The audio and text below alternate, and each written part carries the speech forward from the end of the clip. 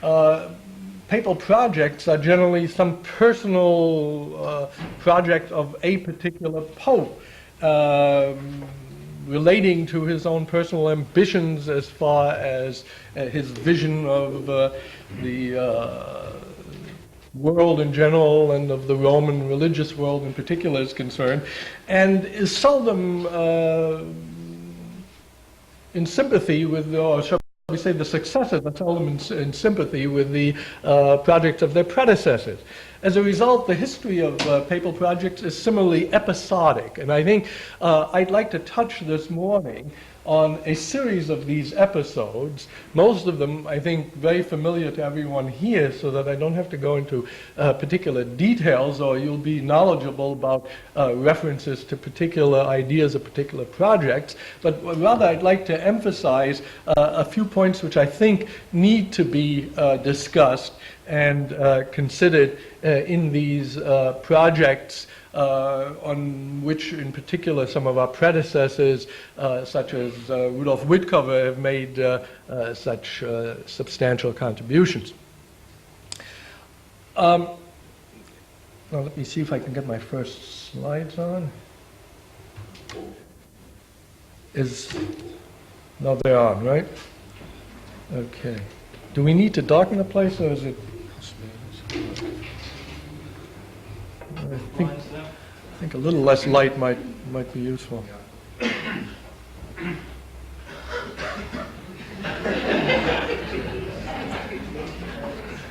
Well, it won't work. Maybe we can turn the ceiling lights down. That might help.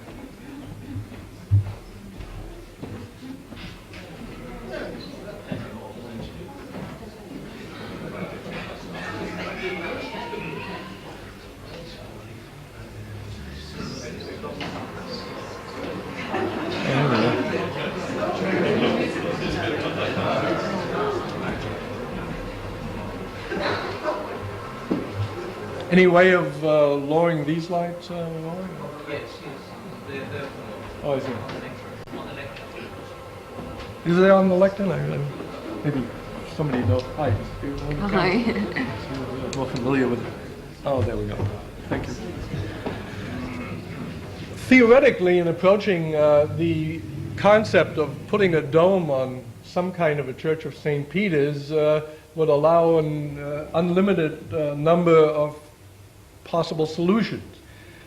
In practical terms, however, there are really only two possible solutions to anybody who would have thought of putting a vault on a hole as large as the void of the new Church of St. Peter, or any new Church of St. Peter's, which is to say the solution in terms of a dome like the Pantheon, or in terms of a dome like that of Santa Maria del Fiore in Florence. The Pantheon was known to everybody and was in some sense the logical model for anybody thinking of building a dome in Rome. On the other hand, the Pantheon dome has peculiarities. It's a concrete structure. The new building was most likely not going to be a concrete structure. Concrete technology had been to a large extent in disuse for a millennium at this point. And Florence, which of course had been built in brick and had been built within the previous century, was the second logical model, particularly in view of the fact that most of the architects that came into question, with the exception perhaps of Bramante, were in fact of Florentine origin. I'm talking here about Giuliano Antonio Sangallo, of Michelangelo, and so forth and so on. The Florentine tradition, in other words, was strong. There's a little doubt in my own mind that whenever Alberti is talking about vaulting a building of this kind, and particularly vaulting buildings without centering, he is telling us what he learned at the Cathedral of Florence. Now,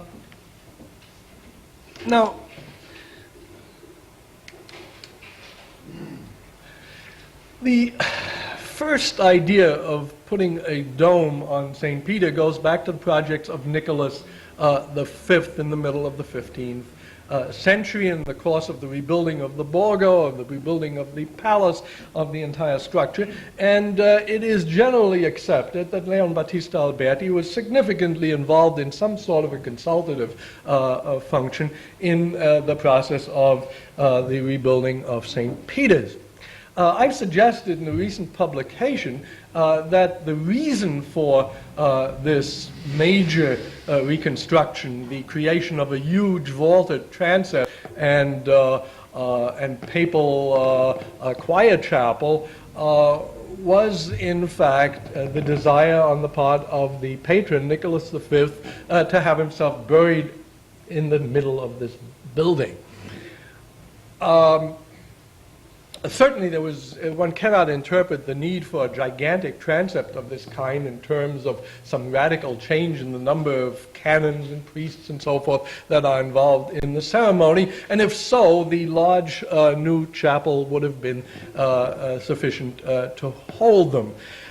The idea of extending the scale of the transept was essentially in order to create a square crossing, which the earlier or old St. Peter's in fact did not have. The basis for the new dimension, of course, was the width of the Constantinian church, leading to a substantially wider transept than one had before. The main reason for that was, of course, to create a square crossing for a dome on pendentives to be put over this crossing. And it's generally accepted, and the description of the project by contemporary Giannozzo Manetti makes it fairly clear that a Pantheon-like dome was in fact to be put on this crossing. Interestingly enough, no one had ever attempted a reconstruction of the elevation of this project based on the dimensions given by Giannozzo Manetti. I show you the reconstruction based on a recent publication, and it turns out that once one takes the heights of the vaults as being 60 Roman palmi, I believe, and then adds the dimension of the crossing, one comes to an overall dimension of 100 palmi, given, I think, by Giannozzo Manetti. When you consider that there must have been a roof over the cross vaults of the transept, it turns out that the dome, in fact, is sitting well sunk into the roof of this project. The minute one sees that reconstruction, one is, of course, reminded of a contemporary and almost identical project constructed at Church of San Lorenzo in Florence. Now, of course, the Nicholas project never came to fruition, but the Dome of San Lorenzo, built roughly between 1450 and was completed in 1456, largely under the aegis of the then Capomeister of San Lorenzo, Antonio Manetti Ciaccari. It turns out that the dome involved here is, as far as, at least as I know, the first dome that could be described as an imitation of the Pantheon dome in the Renaissance. The lantern is a bit of a distortion here because, in matter of fact, it's not part of the original project at all. It's a wooden lantern of about 1740, added at the time of restorations made in the reign of Anna Maria Luisa de' Medici in the 1740s, as I said, at which time the dome was also painted with its present frescoes. The original dome had an open oculus, and it was precisely this open oculus that led to the need for a large square external tower in order to roof in this opening. The significant point, of course, of the project at San Lorenzo, and incidentally, I show you here the probable project of the dome planned by Brunelleschi himself, which would have been a melon dome of the type familiar from the old sacristy, which is exactly coherent with Brunelleschi's own vision of a equal amount of light diffusing all parts of his project, which leads to the creation of this particular type of dome. In any case, we know from the biography of Brunelleschi by Antonio di Tuccio Manetti that the dome as executed at San Lorenzo was not Brunelleschi's, that it was dark and that it was heavy, and that was always not to be confused with the work of the master himself, which raises the question of whoever got the idea of putting Pantheon Dome on the crossing of San Lorenzo. It is my own very strong suspicion that the man behind this idea is Leon Battista Alberti himself. We know, of course, that Cosimo was enthusiastic about architecture, and it's my feeling that every time that Alberti was, in fact, in Florence, that he and Cosimo would discuss architectural projects. And I suspect it was Alberti who suggested to Cosimo, who had by then, with hook and crook, arrived at the possibility of actually putting his tomb directly under this dome, as we know, of course, that he did. Now let me see if I can come up with yes, here you see a view, of course, of the dome San Lorenzo, and here you see the tomb directly under it of Cosimo. I suspect that it was Leon Battista who must have suggested to Cosimo, my dear Cosimo, you want something much more significant, much more important over your tomb. You want the Pantheon. And as a result, in fact, this peculiar dome was then built. It can hardly be any coincidence, seems to me, that we have exactly the same structural system in the project described by Giannozzo Manetti in the project at St. Peter's, that it was to have a Pantheon dome, according to the description, and it is my strong suspicion that Nicholas, who had been a teacher in the Medici household in his younger days, and whose relationship with his friend Cosimo were the closest, would have had the same ambitions for burial under the dome of this new building as Cosimo, in fact, realized at San Lorenzo. It's my own personal feeling that the main motivation for any kind of religious building is always the desire to be buried in whatever it is that you're building. You don't build purely for the greater glory of God. All right. When we get to Julius, we, I think, have a picking up of a project long neglected. As we know, of course, we know everything we know about the Nicholas project. Really, we know from the plan, Uffizi 20 on the left, which I've recently attributed with, I think, some reasons to Giuliano da Sangallo. And Julius, in effect, was picking up the same project. I felt for many, many years that the intended original location of Michelangelo's tomb project for Giulio was, in fact, directly under that dome. And that the creation of the new Church of St. Peter's is, in fact, an intimate result of the whole idea of the planning of the tomb. It's difficult to read the descriptions of Condivi and Vasari of how all this came about, how first the Pope thinks of building himself a tomb, then he calls in Michelangelo. Michelangelo presents him with a project. The question is where to put the tomb. Michelangelo, for good and sufficient reason, thinks it ought to go into the old chapel of the Nicholas V project. I believe the reason for Michelangelo suggesting this is that the last thing that Michelangelo wanted is to have the Pope concentrate on building a new church of St. Peter's. It was, I think, clear to Michelangelo that if they were going to start building the church, the tomb would never happen. Well, of course, that's exactly what did happen. The moment that Michelangelo heard that the Pope had indeed decided to build a new church, he got up and left in a huff and without leave and went to Florence.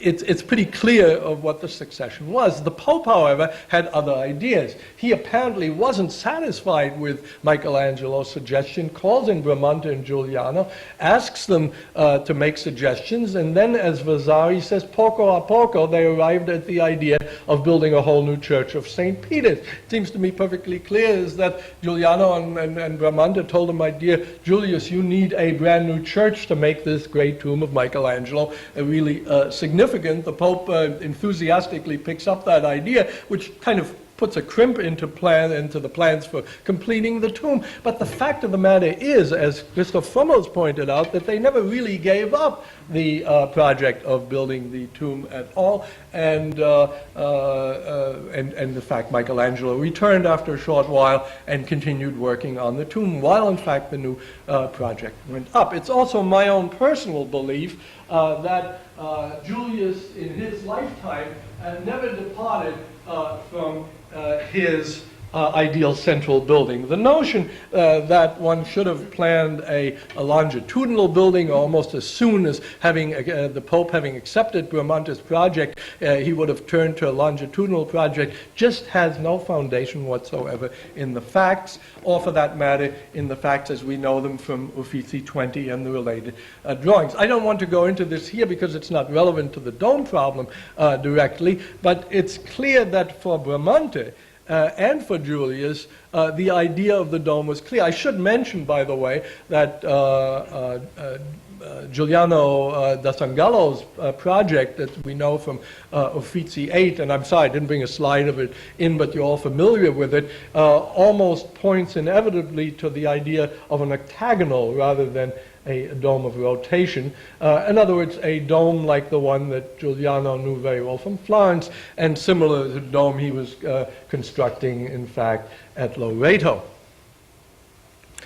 But the Pope had little interest, apparently, in Giuliano's project. Giuliano also went off in a huff, taking, I believe, Uffizi 20 with him to keep in his safe possession until he returned 5 or 6 years later after the death of Julius to work for Leo X. In any event, Bramante's solution to the problem of the dome was a definite turn towards the Pantheon project.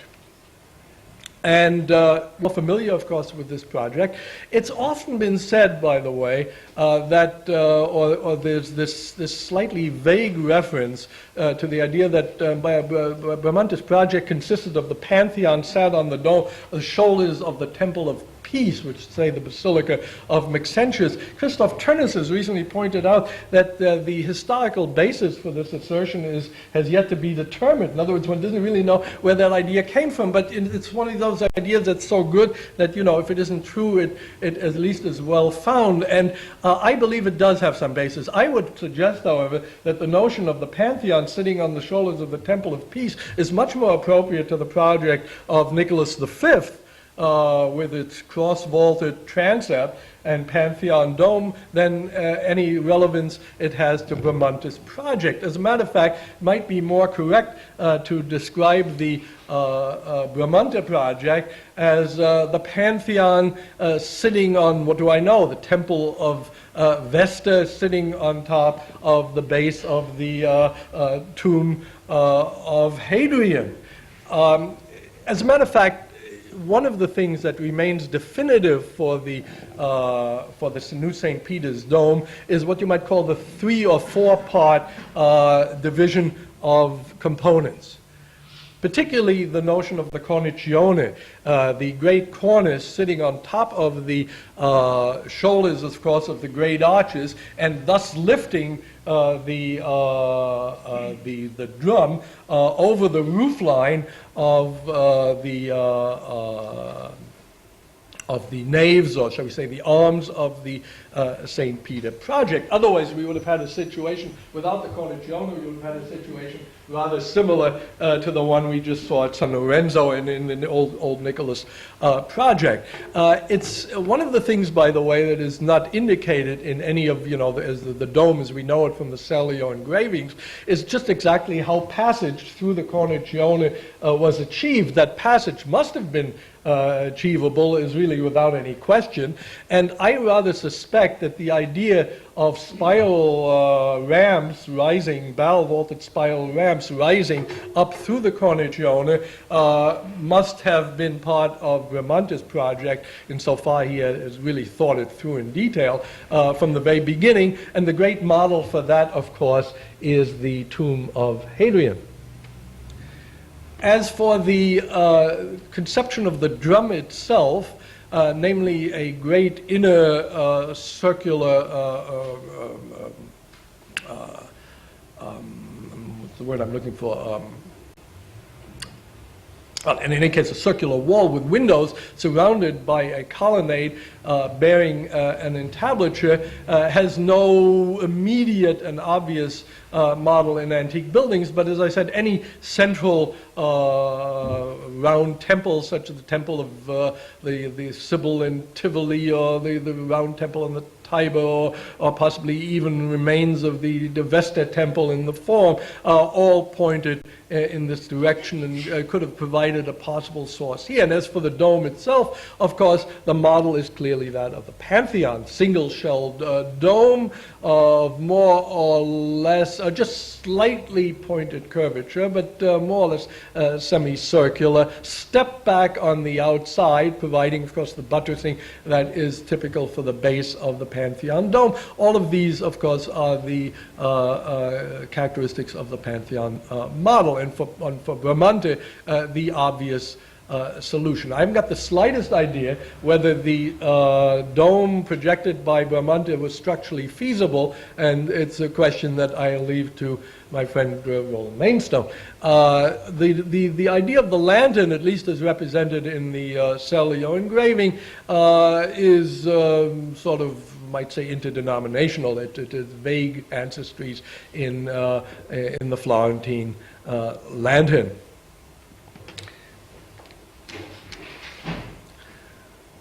Again, I show the plan here on the left. Perhaps the only real problem that, one of the problems that the plan represents is the proportioning of the columns as you go out radially. The Celio plan shows the outer ring of columns here between the windows being, as it should be, somewhat larger than the inner row. Other sections show, and this which creates problems as to the level, you see, since the thicker columns ought to be taller, so you're going to get some sort of irregularity in the window. Perhaps some kind of a splayed window is what was intended. Other later versions of this plan show the four columns as being identical, which creates another set of problems.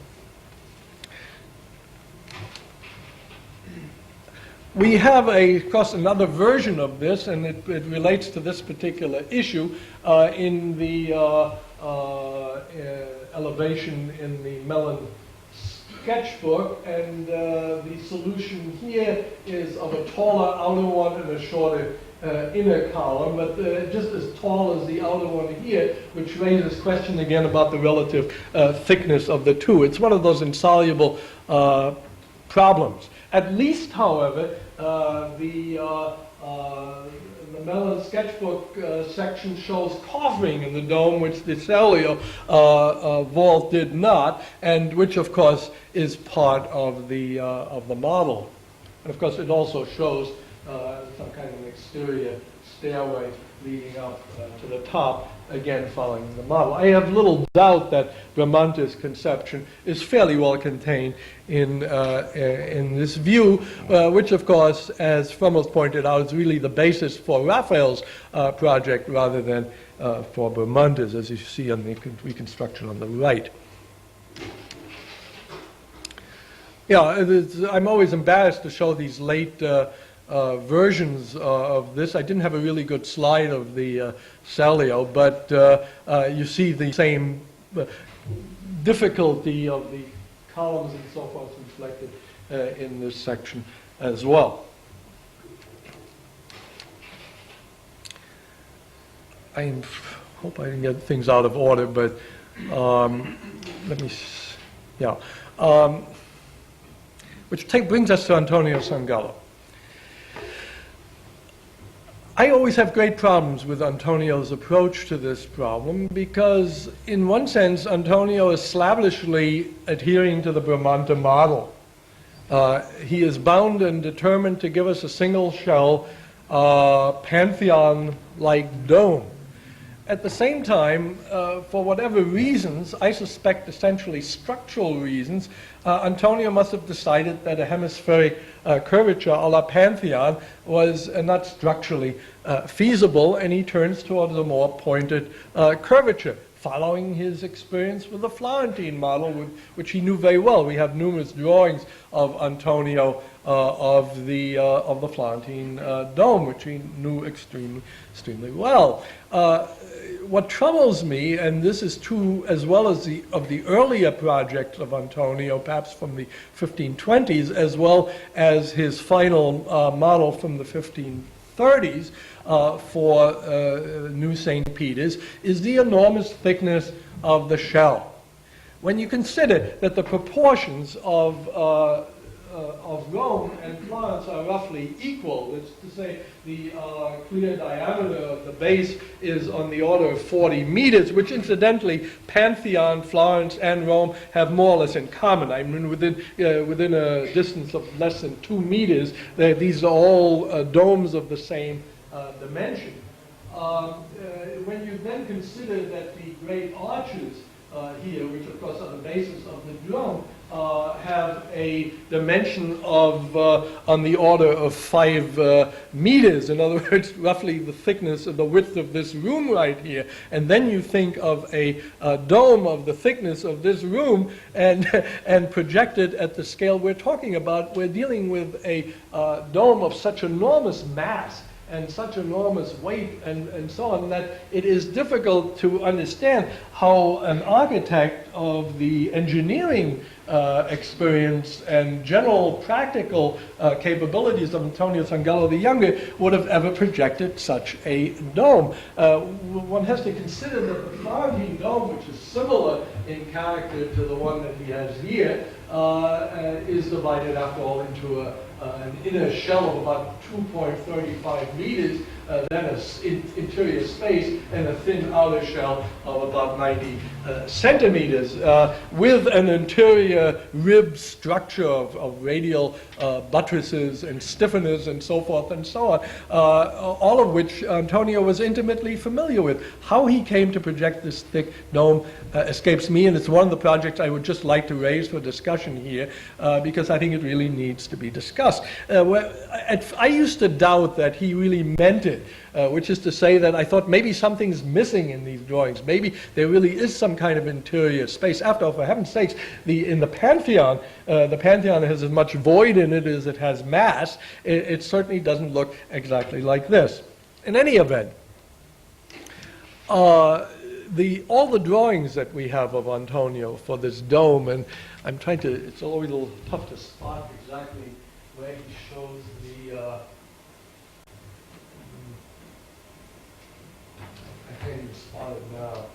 There's a very faint little drawing on that showing, but we have the more famous one, and the better one is this one here, where we see the, it's clearly a preliminary drawing for the Lavaco engraving, and there's no question about it. At first I thought, aha, you see he has some kind of a fitted dome, but actually this indicates the coffering. This is just the distance of the thickness of the coffering, and the actual dimensions of the shell are indicated here by the splayed window, And we have, in fact, a system substantially like the one in the engraving. So insofar as the evidence from Antonio's own drawings is concerned, as the engraving is concerned, we are talking about a single shell Pantheon dome of somewhat elevated curvature. I don't know what this is, a pointed fifth. It seems to be a little steeper, even the pointed fifth. But whether, in fact, this dome is structurally feasible, again, I will leave to the commentaries of Roland Mainstone. I have my doubts. Michelangelo copies nobody slavishly and was not a great admirer of antiquity. That is to say, he admired antiquity all right, but he thought that anything that he did was at least as good, if not better. And as I pointed out years ago, his point of departure, as we see it in the famous drawing in Lille, is really a project of his own for the Cathedral of Florence of about 30 years earlier.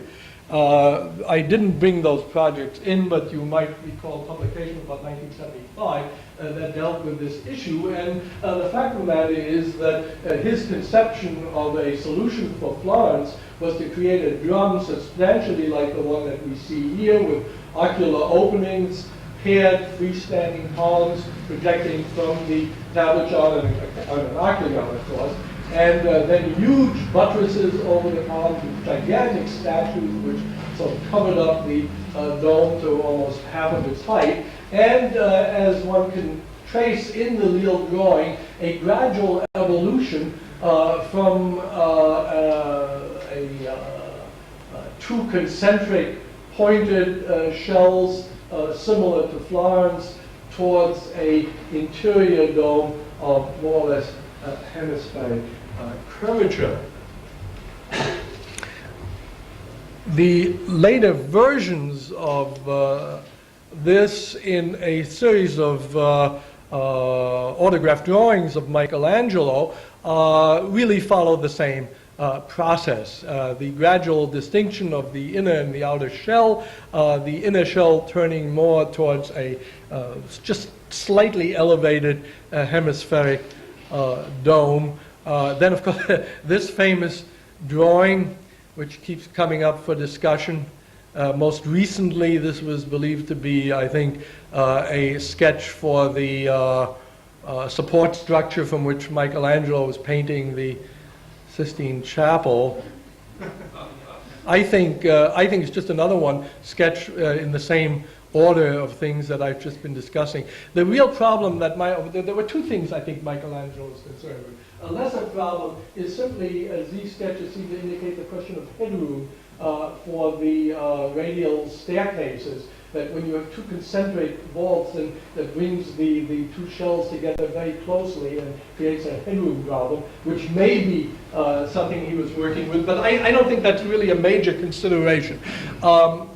Whatever the reasons for his gradual turn towards his preliminary final solution, as we know it from the Harlem drawing, the turn towards a more or less hemispheric interior dome is by no means a desire, I think, to return to the Pantheon model, which in fact is not part of his thinking at all. The fact that from the very beginning, Michelangelo is thinking of a double shell dome of possibly pointed curvature like Florence, with a lantern substantially like Florence. And as Witkover pointed out years ago, all of the early drawings have in fact eight-part height lanterns, suggesting also an 8-part height division of the dome itself, again, of course, following the Florentine model.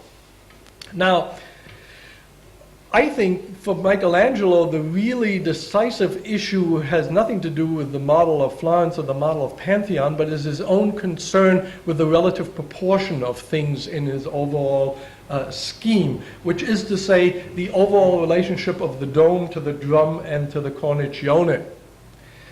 The final solution,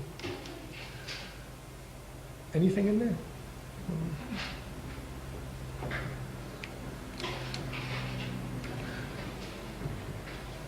It should be it's a full version of the Duperrac engraving. The final solution, which of course, based on the model, with a more or less hemispheric interior dome with his own special brand of coffering, divided by ribs, in no sense really related to the Pantheon model, and just slightly elevated exterior curvature, has more to do with his sense of the essential relationship of parts.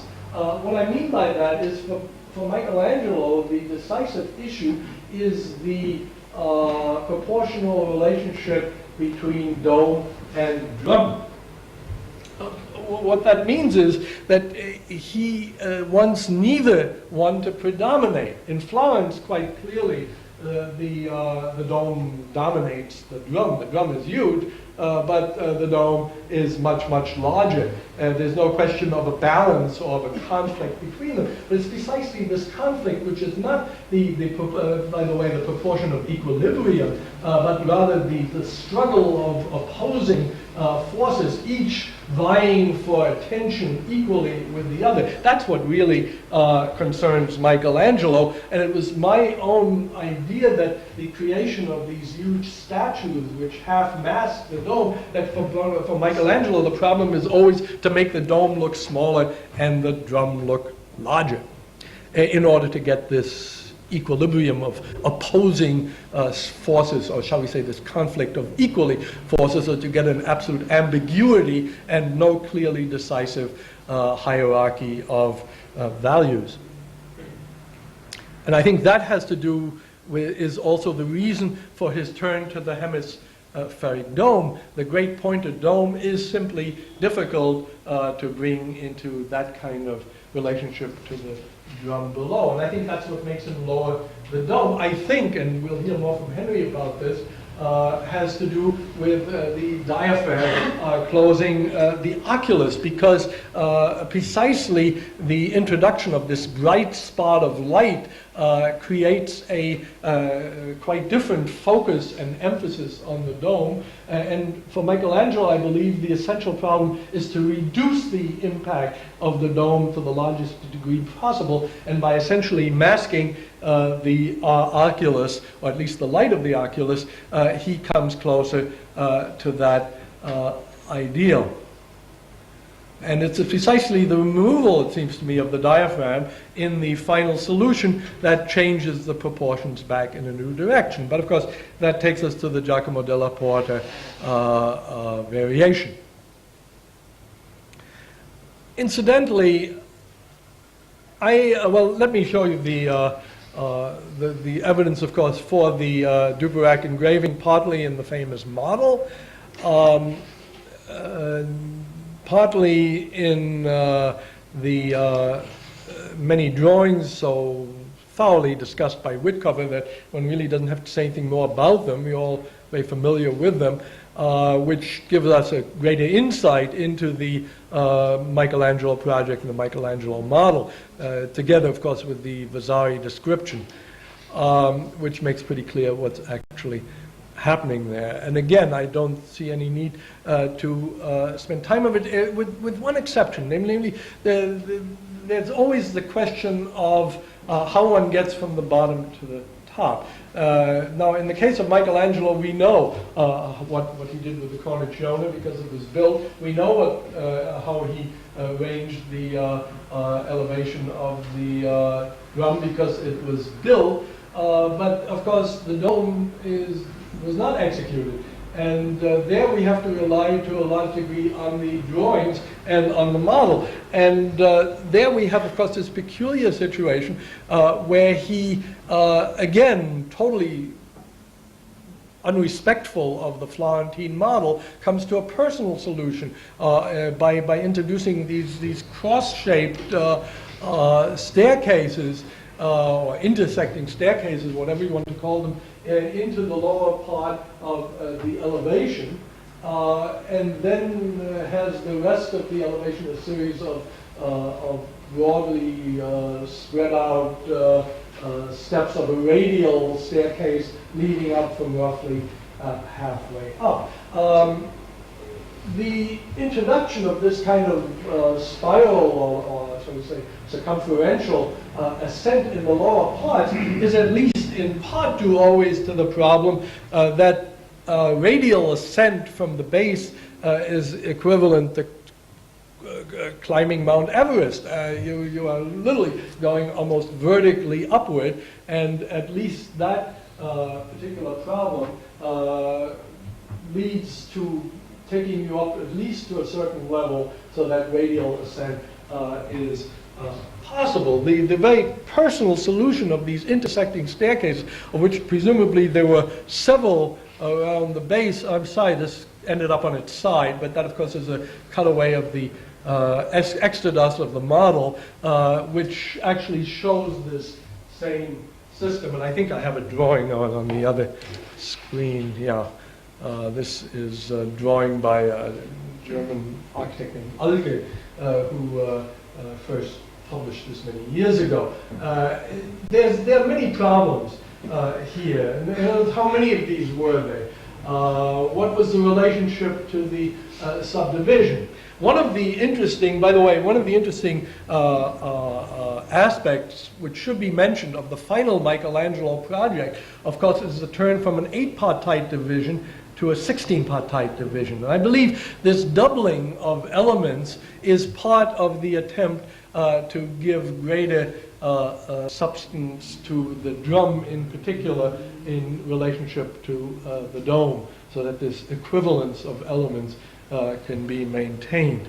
In any event, it raises the question of just how many of these there actually were. Were they alternate bays?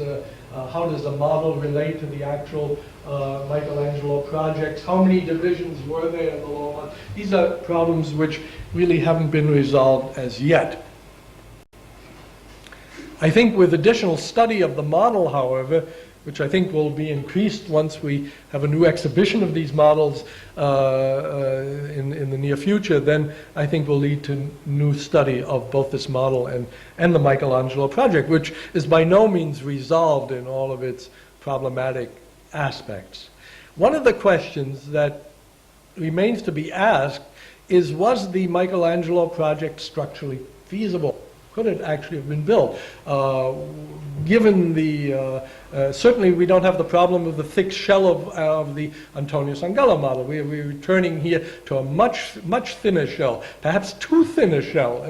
It's very difficult to be clear about just exactly the dimensions of Michelangelo's planned shell as we know them from the Duperrac engraving, etc., etc.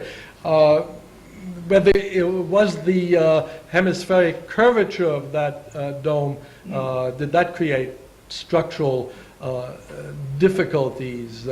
How much radial buttressing was there to be between the shells in the Michelangelo project? All unresolved by the drawings and by the model and by the Duperrac engraving. So, as I say, there are many questions. I can refer here to a paper by Elwyn Robison, colleague at Kent State University in Ohio, given somewhere in England a few years ago, who Robison is a Robert Mark disciple. You all know Robert Mark at Princeton and his approach to structural analysis through plastic modeling. And he attempted a plastic model, apparently, of, I have the paper with me if anybody would like to look at it, of the Michelangelo model or the Michelangelo project, came to the conclusion that it was structurally feasible, but I have to admit that I'm not convinced. Now, as to the Michelangelo solution, we know, of course, a good deal. And let me just walk you quickly once more through the great cornicione at the base here, the ramp ascents in from the 4 different quadrants in 2 directions through valve-vaulted passages. This is, of course, really directly out of the tomb of Hadrian, but I do believe that this is not necessarily, I mean, a similar solution, at least, is imaginable in the Michelangelo, say in the Bramante project, except that Bramante might have followed the tomb of Hadrian model by having a single spiral passage rather than this spreading in the different direction of the quadrant that Michelangelo prefers. But Michelangelo always likes to give you, at least two choices of equal value if he can. This is a very pale slide of the ramp a little higher up. We get to the intersection with the famous cross-section here, the passageway leading upward through the drum that you see rising there on the right. Ascent through the drum. Arrival at the upper end of the drum, and then very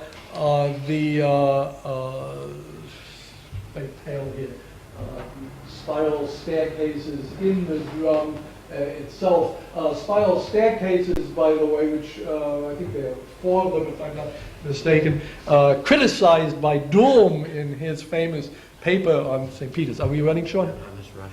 Okay, fine. We'll come to a quick conclusion. I don't really want to say a great deal more about Michelangelo. You're all very, very familiar with the project. The only thing that really needs to be said at this point is that in the turn to the Giacomo della Porta project, decisive change, of course, is all in the direction of the Florentine model, away from Michelangelo. Giacomo della Porta returns to a more pointed curvature. He retains the double shell curvature in the 16-partite division. However, the internal structural changes are significant. Witkover has said all we ever need to say, I think, about the shall we say, the stylistic differences between Giacomo della Porta's solution and Michelangelo's project, but they're all in an entirely un-Michelangelesque direction. As I said, the changes of Della Porta are all in the direction of the Florentine model. He introduces a single spiral ascent in the lower part of the dome, following the Florentine model in a different from Michelangelo's rather complex solution of the cross staircases. He does have radial ascent in the upper parts of the dome following the Florentine model. He has a whole system of radial piers between the shells, piers which diminish in thickness, not proportionally or not pyramidally as they do in Florence, but with a series of setbacks at various levels, thinning out as they go to the top and as the space between the shells, as a matter of fact, widens. One of the reasons, by the way, of the turn towards the pointed Florentine curvature, I believe, has little to do, as sometimes been said, that it makes the dome more visible behind the planned nave. I'm not sure that the nave had been totally decided upon in the 1580s, but even if it had, I think a hemispheric dome of Michelangelo's scale would have been just as visible or invisible behind the facade as Giacomo della Porta's. Yeah, again, a quick walk through the spiral ascent in the lower parts. We're getting up here to the division of the shells and the beginning of spiral ascent. In the background there looking up is Roland Mainstone, who is with us today. Again, here some of Carlo Fontana's sections. I don't, again, need to say a great deal. We're looking up here between the shells, and you see what I'm talking about when I mean mountain climbing, when you're going up these radial staircases. There was really no way to go up except by holding on to ropes, I think, and literally pulling yourself up. Eventually what they did is they inserted these poles, which gave you a sort of a way of climbing up there, but it's even so an athletic feat. Nowadays they've got a metal staircase conveniently taking you to the top, but we won't have to look at that. Finally, let me skip the discussion here entirely of the problem of the cracks which developed later on. That's well left for other people to introduce or reintroduce, so I won't waste time on it. Let me just say one thing at the end of this series of slides dealing with the problem of the insertion of chains and the cracks. I simply have a brief discussion of one issue that I don't want to omit, and that's the question of whether, in fact, Giacomo della Porta built the dome with a great internal centering, based on the engraving, all well known to everybody, from Carlo Fontana's engraving. Bonanni has a similar engraving copied from Fontana. Incidentally, I believe that it's this engraving which is the basis for the famous scaffold drawing, which was long connected with the construction of Santa Maria del Fiore. I believe that the Daimler drawing, which is lost, but which we all know from reproductions, is in fact based exactly on the Carlo Fontana elevation. It has nothing to do with Florence at all, which never had such a centering, of course. Now, the question is, what is this centering for? Roland and I have discussed this by letters, and we may have some disagreement on it. It's very difficult to be absolutely certain. All I can tell you is that the evidence of the archives, which are almost complete for the building of the Della Porta dome in the 1580s and well on afterwards into the 17th century, as one follows those books from the beginning of construction in 1588 through the completion of the dome, very short time later in May of 1590, it turns out that the first major order for great beams and so forth, insofar as there aren't already beams lying around from old scaffolding of 30 or 40 years before, happens at the end of 1588. For delivery in spring of 1589. By the time that order of boards and beams arrived, the evidence of the books is that the construction was well up here somewhere.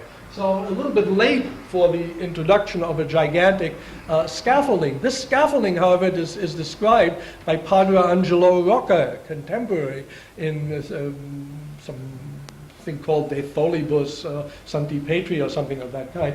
And I must admit that I've come to the conclusion that the whole construction that we see here was in fact not for the support of the dome at all, and was erected immediately following its completion, and was essentially as a working platform for the completion of the mosaics.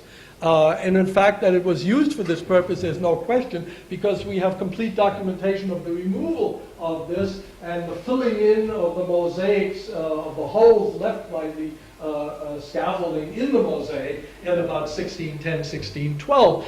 So that the scaffolding was used as a working platform for the mosaics, there's no question.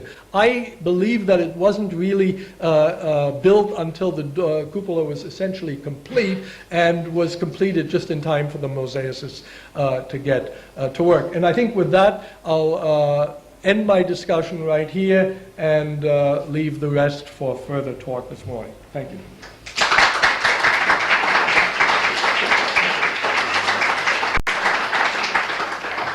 Thank you very much. Can I call on David Henshaw from the Barber Institute to respond? Thank you. I'm sure we would all like to thank Professor Salmon greatly for his illuminating talk on the Dome of St. Peter's, and in particular for the way he delivered such a difficult subject in such a comprehensive manner and with such clarity. I think all students of Renaissance architecture will appreciate the difficulties in discussing and presenting material on a building which has such a perplexing and involved building history. Yes, by all means. Which has such a perplexing and involved building history. This applies not only to students, but also to specialists in Renaissance architecture, and even to experts on Bramante and Michelangelo. We have, therefore, I think, to congratulate Professor Salmon for being able to be so comprehensive and also so precise, and to offer various hypotheses with considerable confidence, which gives us certainly some means to build a discussion in the following half an hour or so. Professor Salmon has, with considerable clarity, put forward the various formal differences between successive projects for the dome of St. Peter's, paying particular attention to structural considerations and also to aesthetic considerations involved in successive changes by successive architects.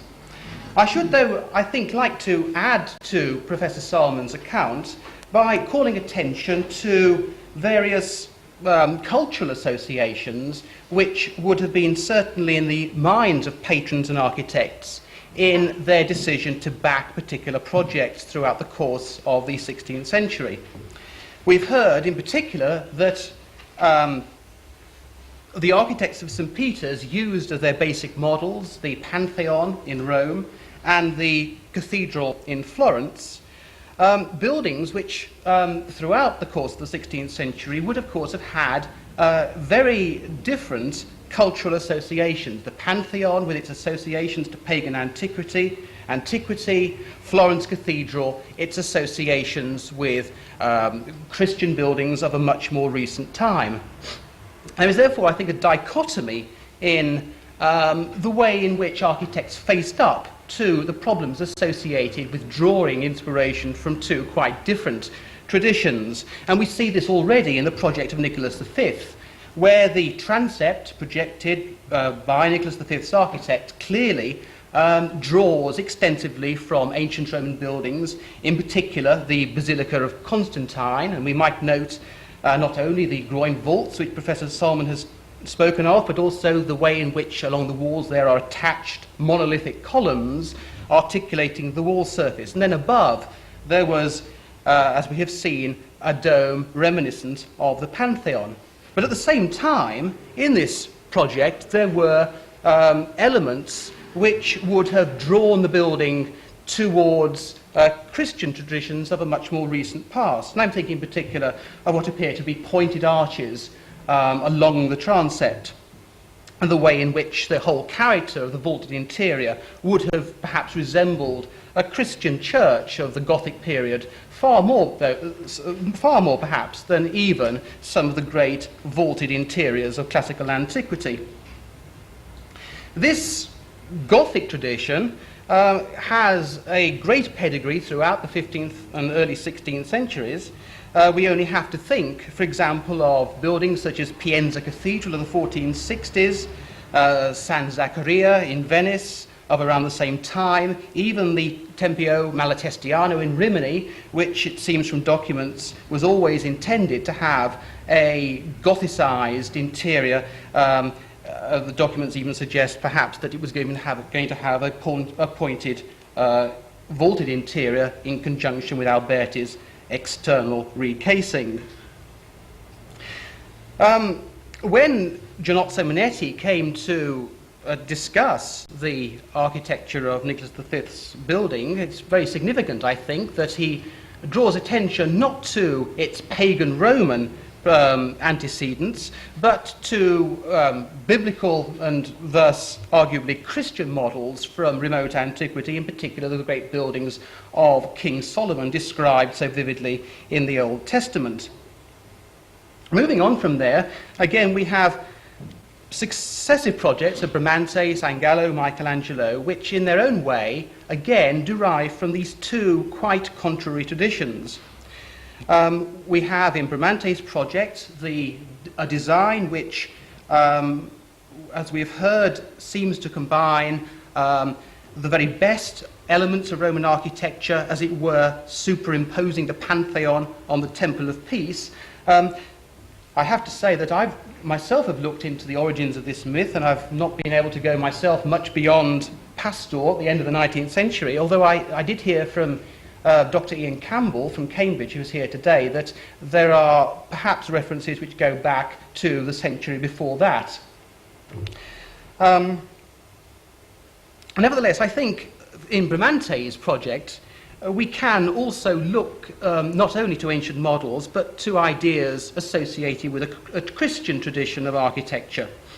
I think there's a clear idea that as Professor Salmon has mentioned, that the idea was to superimpose a building like the Pantheon and place it on a building like the Temple of Peace, in which case I think the conclusion one can draw from this is that St. Peter's was to be a far greater building than even the great monuments imagined by the pagan emperors of classical antiquity.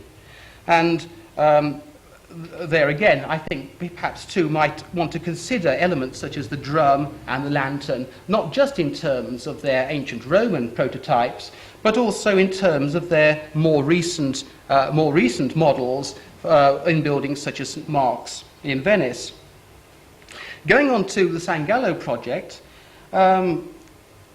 there are these terrible difficulties associated with the model and the subsequent engraving produced of San Gallo's final project, and not least in connection with the pointed profile of the dome.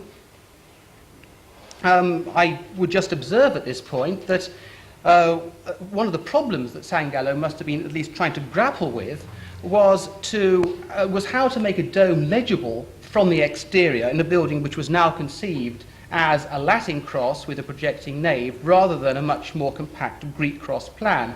And the greater height he thus gives the dome would at least enable it to be seen from the front and form a visual composition with the two towers that he projected at either side of the front facade. Having said this, I think we'll all agree that the San Gallo project is perhaps the most profoundly Roman of all the projects produced for St. Peter's, a design which is clearly profoundly inspired by San Gallo's own researches into ancient Roman baths, producing monumental halls lit by enormous thermal windows beneath the springing of the vaults. And I think it's highly ironic that when Michelangelo took over the direction of St. Peter's following San Gallo's death, it was he, Michelangelo, who criticised the design of San Gallo as being specifically Gothic, because there is nothing really further from the truth. There is hardly anything which you could call Gothic in the San Gallo design, apart from perhaps the pointed profile of the dome itself. Michelangelo's project, on the other hand, with its rib dome, does indeed look back now again, once more, to Florence Cathedral as the specific model, and it almost purges the upper parts of St. Peter's with any specific associations with such pagan works as the Pantheon in Rome. I would just observe that as far as the lowering of the height in Michelangelo's project is concerned, I've compared the Michelangelo project that we know from Dupuytren's engravings with, say, Bramante's project, which we know from Serlio's woodcut. And I think it's interesting that the total height of the Michelangelo project, from the base of the drum to the top of the order of the lantern, is within a few feet, 1 or 2 feet, identical with the total height of Bramante's project half a century before. So perhaps this is a contributing explanation as to why Michelangelo fixed the height in the way that he did. Perhaps it's also relevant too that Michelangelo, in returning to a Greek cross plan, was really not having to face, during his design, the problems associated with how to view a very large building with a longitudinal plan from the front, and was thus not compelled to, in his design, to raise the height of the project in the same way that perhaps San Gallo had wrestled with in his projects for a much more grand design in the decades before.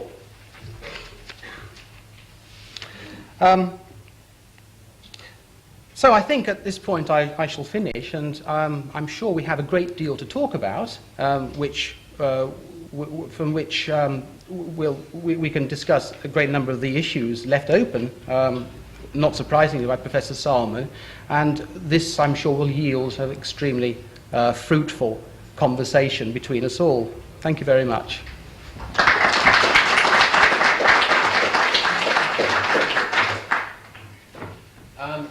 Well, we'd like to open up the discussion.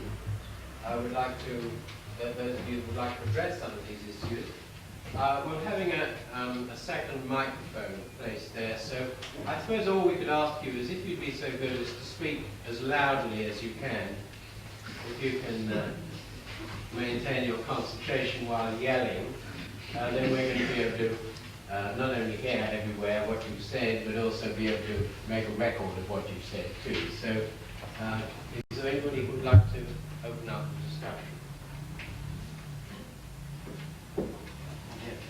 Dear ladies. A very brief question about two illustrations that I saw up there, about which very little was said, which intrigued me. Namely, I think one was in one of the Dubarrac engravings, another one by P. Fontana, I believe that was Carlo Fontana's brother, perhaps, with a triple dome. Could you say a little bit? The triple dome. I think the idea of the triple dome has to do with the mistaken assumptions about the Michelangelo model, which of course has at least a suggestion. Actually, it doesn't have three shells, but the inner shell is sort of painted on. And again, I leave it up to Henry Millen to tell any more about that. I believe that goes to the 18th century, doesn't it? Yes, it's just a representation.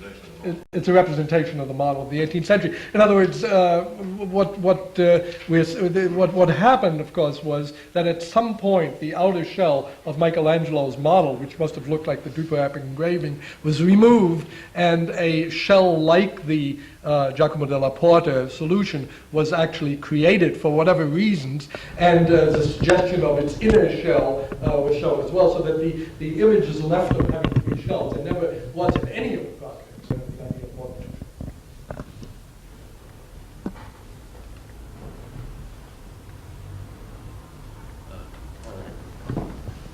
Howard, I just wanted, can everybody hear me? Perhaps I should stand over here. I just wanted to ask, in relation to this very interesting question about Michelangelo's taking the dome of Santa Maria del Fiore as a starting point rather than the dome of the Pantheon. You showed us a drawing in Casa Buonarroti by somebody in Michelangelo's workshop of a section. On the verso of that drawing, there is the other drawing, which was pointed out by Hank Millen and Craig Smythe, shows a comparison of a single shell dome with a double shell dome underneath. Seems to be by Michelangelo's own hand, and showing the comparison between a Pantheon-type solution and the Santa Maria del Fiore type solution. And I wondered whether you thought that that was Michelangelo rejecting a San Gallo project, or whether it showed him perhaps initially considering the possibility of a single shell dome. I have to admit that I don't have this whole there it is. this thing.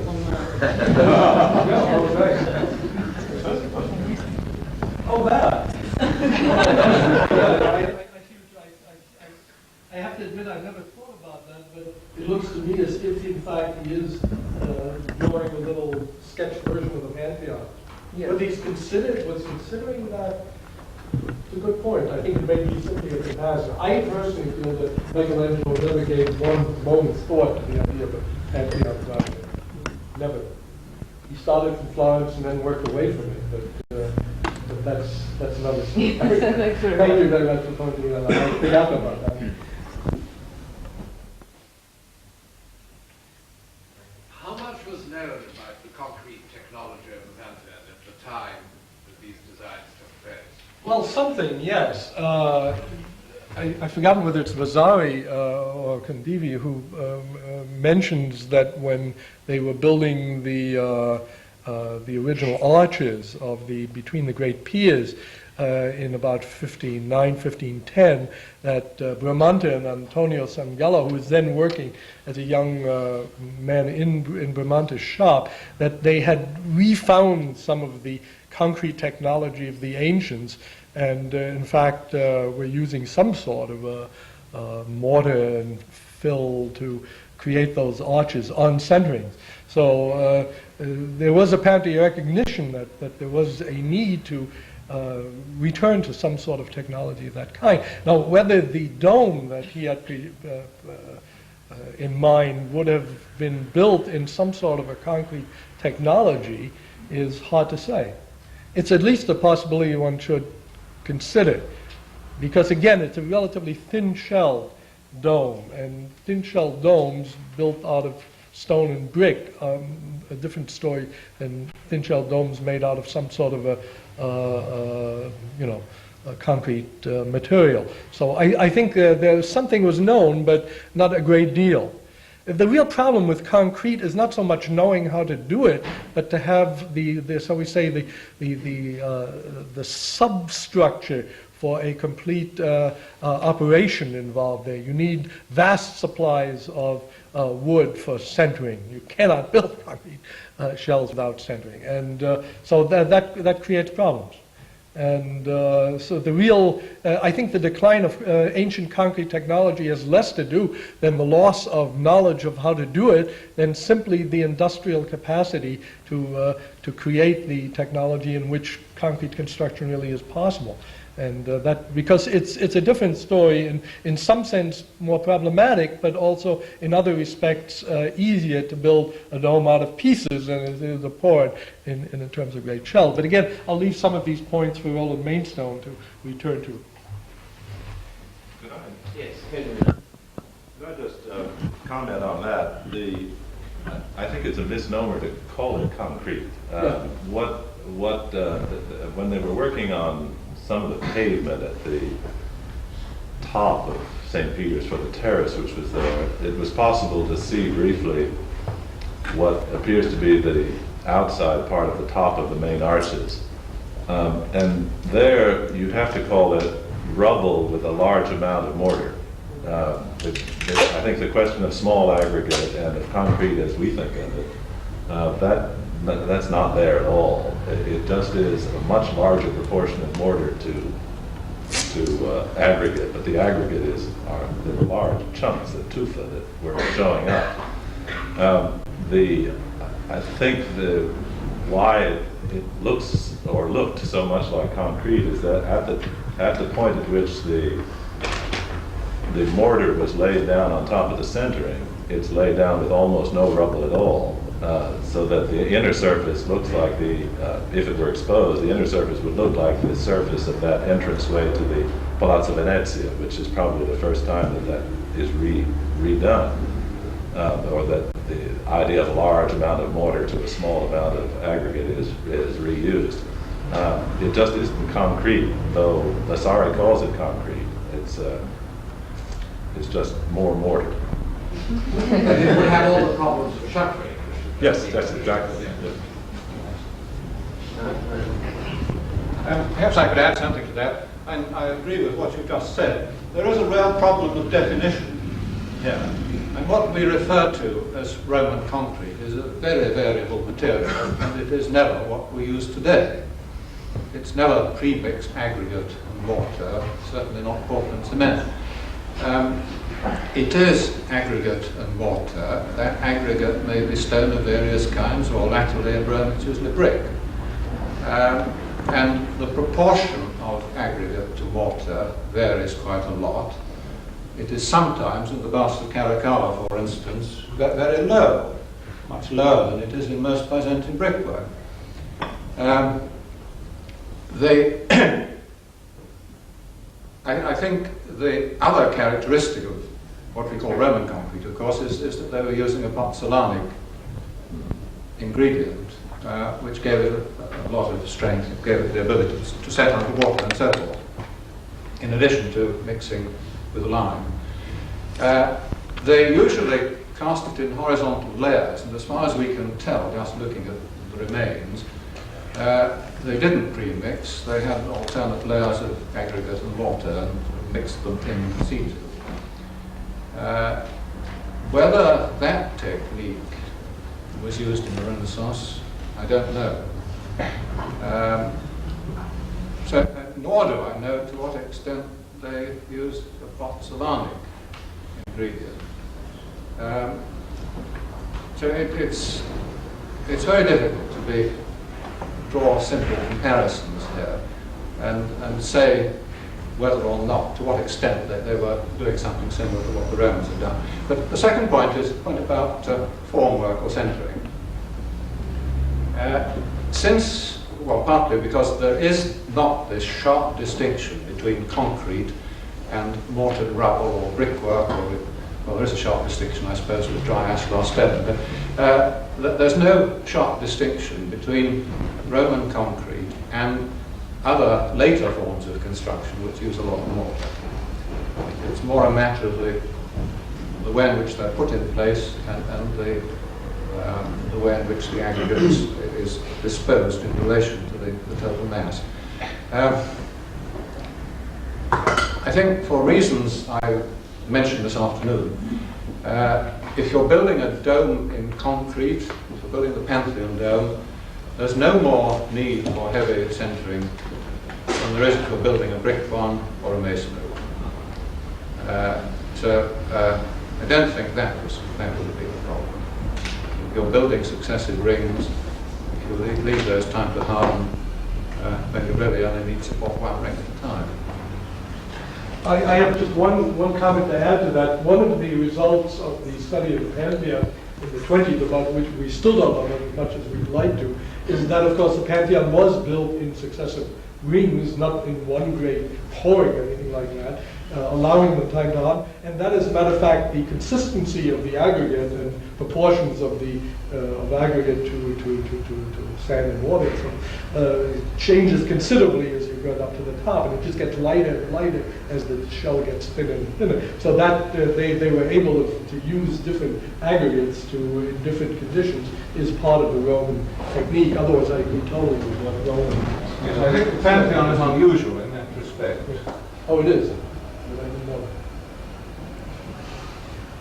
I just wonder if Roland Mason or any engineering historians would want to comment on whether the Sangallo thickness was a serious proposition or not. Well, I could say something about that, and perhaps it would be useful to do so now, because it will save time this afternoon.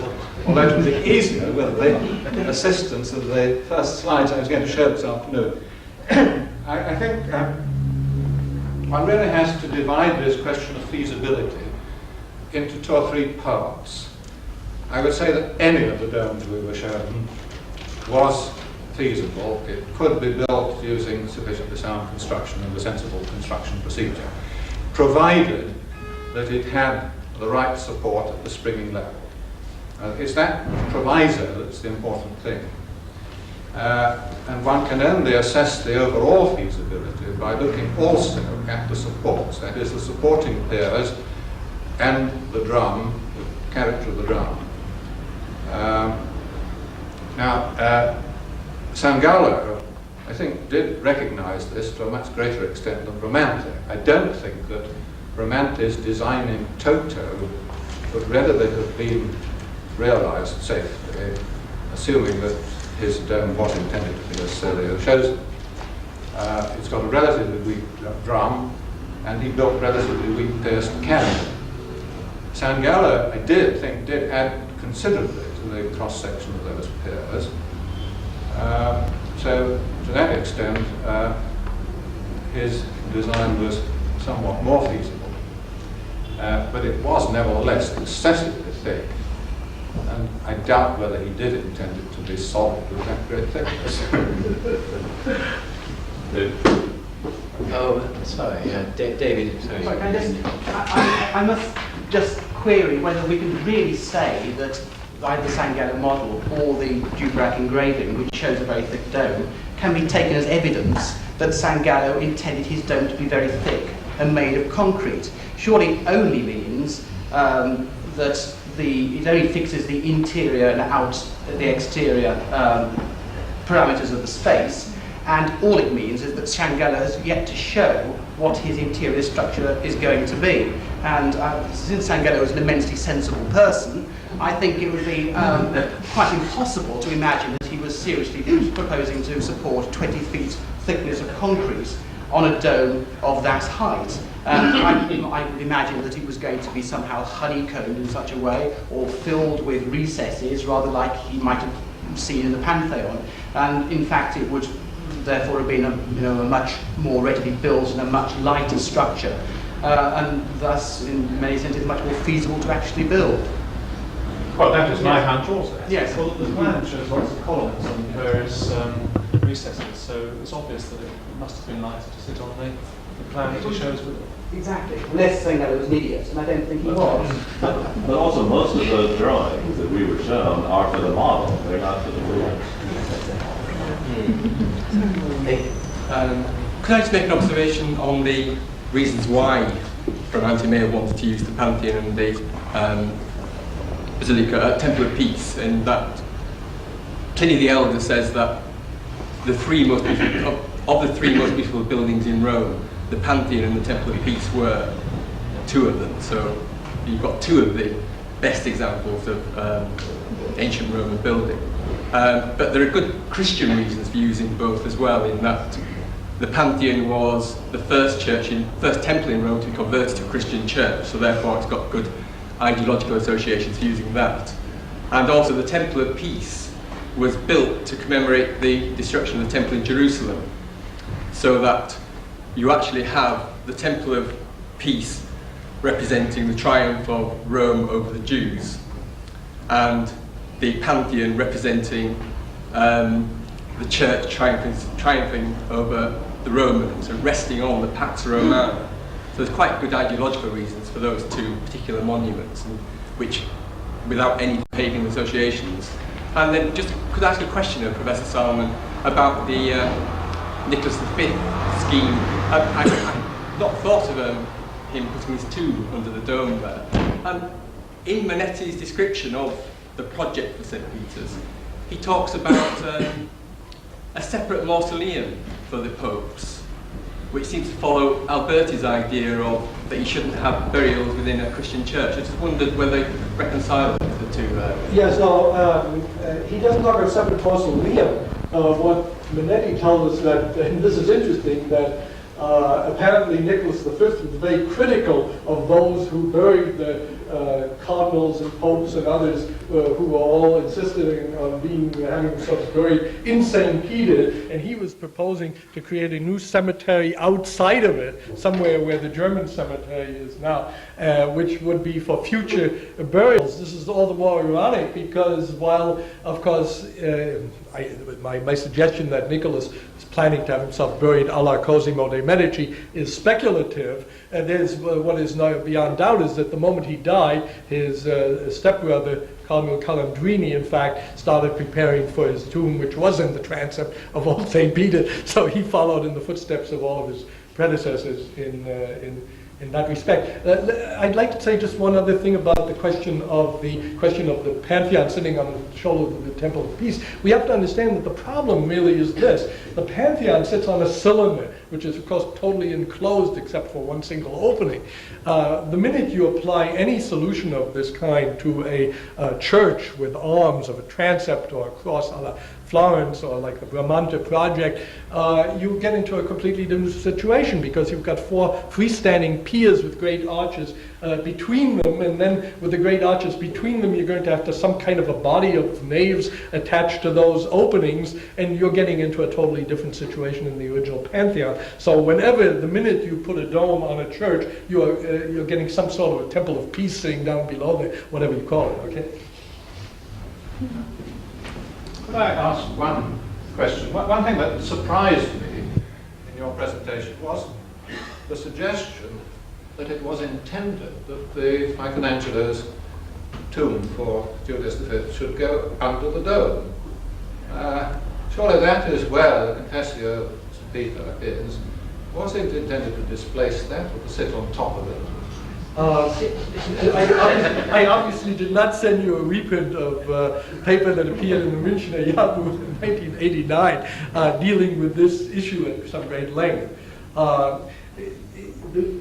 I've had the idea that the tomb of Julius was to go under the dome of the new building for about 20 years. And the reason it came to me years ago in looking at the Uffizi 20 plan, because if you look at that carefully, you'll realize that in fact the actual martyrium of St. Peter's is some 4 meters to the west of the axial center of the new dome project, and the same thing was true, by the way, of the Nicholas project, because the minute you enlarge the original, let me put it this way, the tomb of St. Peter's is directly on the chord of the apse of Old St. Peter's.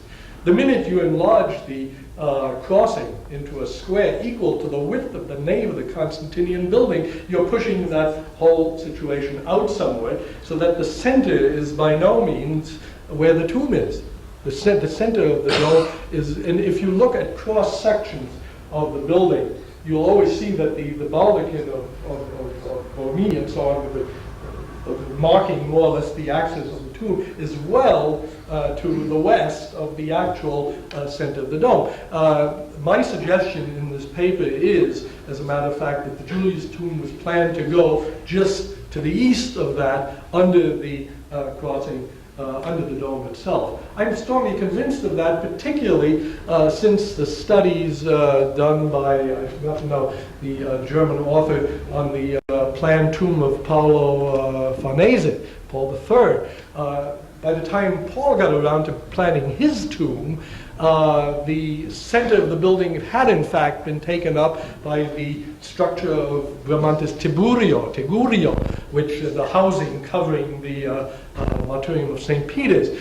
And so there was no longer any question of putting a tomb a la Julius II under the center of the dome. However, Paul, according to Vasari, chose the next best place, which was under the big arch leading into the dome, and it would have still been standing in the middle of the nave, right in front of the entrance to the, and essentially blocking any view of the martyrium from anybody in the nave. An argument, by the way, which used to be used against my whole conception. People say, how could you possibly put the tomb of Julius in front of the tomb of St. Peter? People couldn't have seen the tomb of St. Peter. And my answer to that, I don't think Julius cared.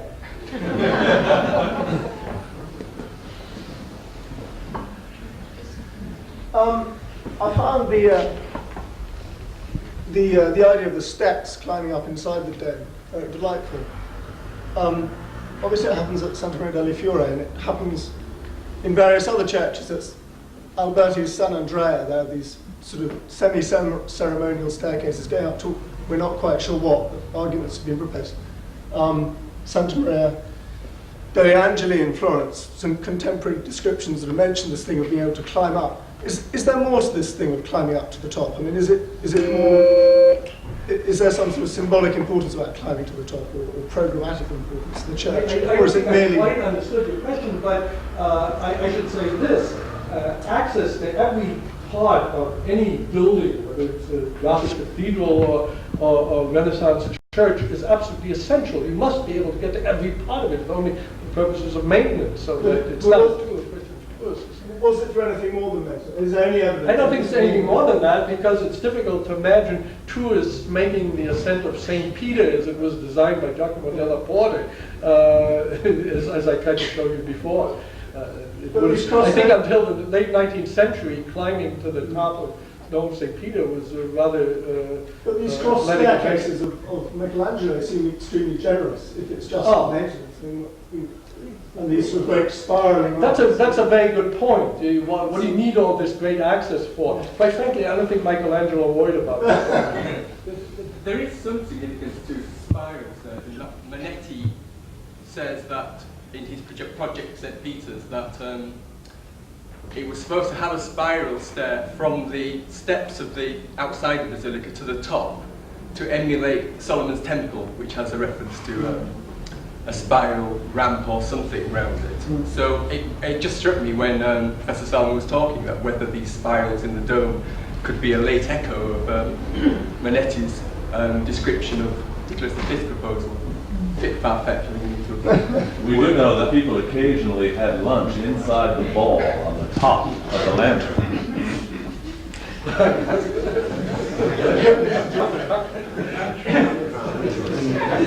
There is one possible explanation for that peculiar crossover staircase shown by Michelangelo. I don't know whether it would really be feasible. It would depend to some extent on the actual dimensions of the stairway. But it reminds me of the Hallo Blé in Paris, where they were repeatedly taking sacks of corn up to the first story and down again, and to avoid the porters going up colliding with those coming down, they had two rooms. Now, that could be a possible explanation. If it was used for transporting material in the later stages of construction, we would have people going up the clockwise way and coming down the anti-clockwise way.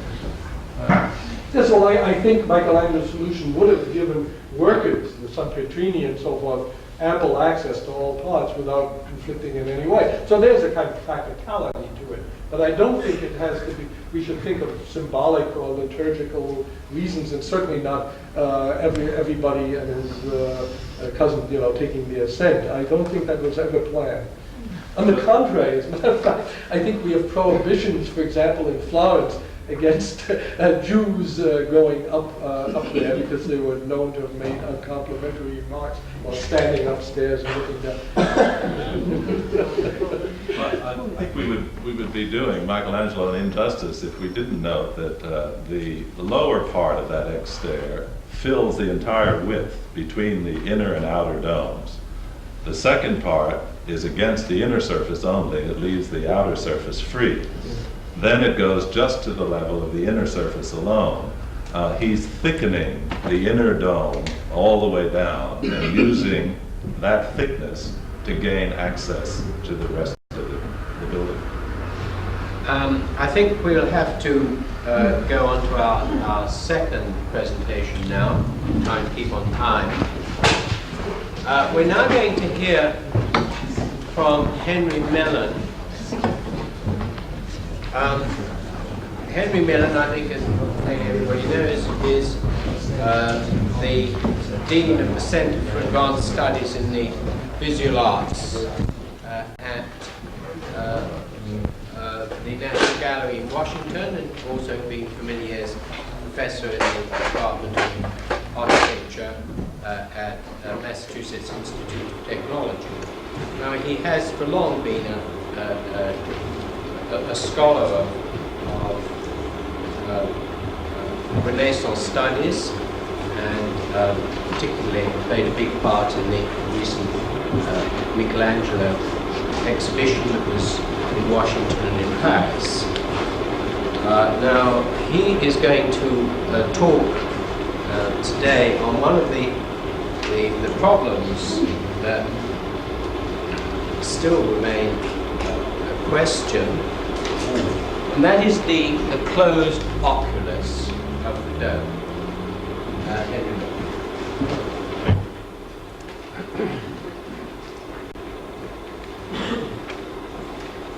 It's a pleasure to be here to assist in your, what I gather is an annual equinoctial celebration.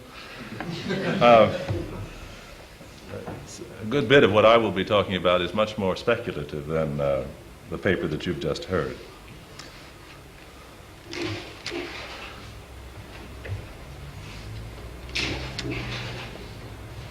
No. Are we going to have the windows down? That's what we want, yes. The wood model of half of the drum and dome of St. Peter's on the left and right has been thought by many to be the model that was built under Michelangelo's direction in 1558, 1561, but with later additions. The principal alterations are thought to have been made by Giacomo della Porta as he pondered constructing the dome which Michelangelo had not been able to begin before his death. The alterations made by Della Porta, as you've heard, include a more elevated outer dome,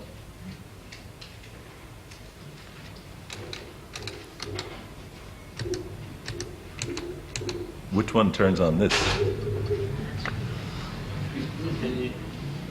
Should I just keep punching buttons here? A wheel. Yes, good. Include a more elevated outer dome and lantern, and a heavier, more pronounced junction between the outer dome and the attic. Further alterations to the model are believed to have been made in the middle of the 18th century by Luigi Vanvitelli. Others, however, notably Dagobert Frey in 1920 and then recently Schiavo in the 1950s, believe that the entire model as we see it today dates from the 18th century. Now there are a few that maintain that the outer dome is Michelangelo's original dome, but raised to a higher level by Della Porta. An additional part of the controversy about the drum and dome has centered on a possible relationship between the wood model of 1558-61 and the prints by the French architect Etienne Dupeyrac of the elevation and section of St. Peter's that accompany a print of the plan of the building that was dated 1569. Rudolf Wittkover, early in his career in 1933, marshaled evidence and arguments to show that the Dupeyrac prints represented accurately, in all but a few particulars, the model as it was built, as it was described by Vasari, and as drawn by Giovanni Antonio Dosio, or someone in his shop, and other contemporaries. Charles Tolnai maintained, however, for most of his life, that the prints showed not that model, but an earlier, smaller model, now lost, and that the wood model of 1558-61, as completed by Michelangelo, had an outer dome with an elevated profile. Now, Wittkover's view was later bolstered by several sheets in a group of drawings that were acquired by the Metropolitan Museum of Art in 1949, with the assistance of Tolnai, who had seen them in Paris, and Janos Scholz. The group included 8 sheets drawn by Dupeyrac, or by assistance of Dupeyrac, that depicted the large wood model. Wittkover and Tolnai were the first to discuss these drawings, Wittkover believing they contained evidence that confirmed his earlier conclusion. Tolnai, on the other hand, thought they confirmed his position. In the catalogue of an exhibition held in 1988 at the Casa Buonarroti and at the National Gallery in Washington that included Michelangelo's designs for the drum and dome of St. Peter's, Craig Smythe and I agreed with Wittkover's reaffirmation, which had appeared in 1978 in a posthumous essay in the collection Idea and Image that was gathered and edited by Margot Wittkover. We cited inscribed dimensions taken from the drawings, you see one on the left, some of which tallied with the dimensions of the existing model. There are inscribed dimensions that demonstrated that both the inner and outer domes of the model were hemispherical, and therefore that the drum and dome in the prints by Dupeyrac were accurate representations of the model of 1558-1561 as it was left by Michelangelo. Tolnai felt that because it shows an elevated dome, that it must confirm his view. And were it not for the dimensions, which show you that the individual who was drawing this made a freehand drawing using points,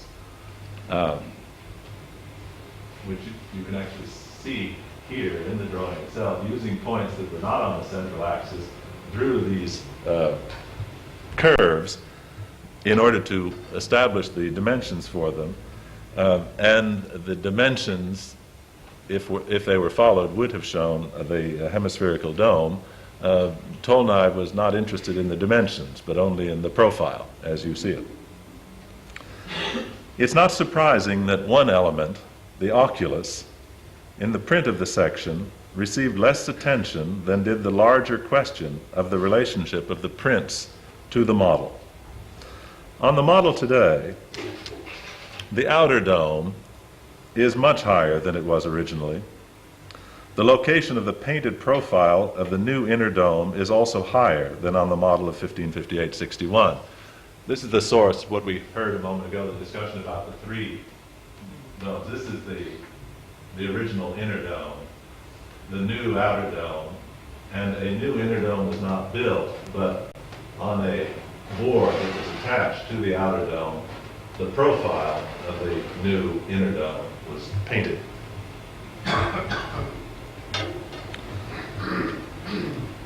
The oculus of the elevated inner and outer domes is shown in the model to have windows that open into the space between the two domes. The oculus is also open above to the lantern, with light from the lantern able to fall through the oculus to the dome and drum below, as it does today in the building. In the Duperracht section, through the dome and drum, the oculus also has windows that open into the space between the two hemispherical domes, but above, the oculus is closed to the lantern. In the print, the only light entering the oculus comes from the small windows in the outer dome. There's a complete closure here with some decoration that you see in sections. These windows open into this space between the two domes, and the only light that can come through these windows, if this is closed as shown here, comes through these windows that are on the outer dome and filters through and down into that space. Not terribly well lighted.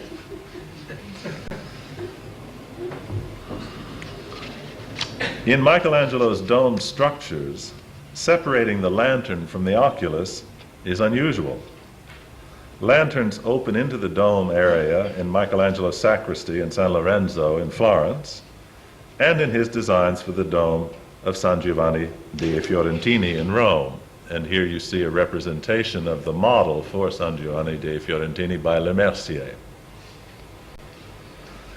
So far as we know, Dagobert Frey in 1920 was the first to discuss this strange closure, forming what he called, he may have originated the word that's now so current, forming what he called a black hole at the apex of the dome.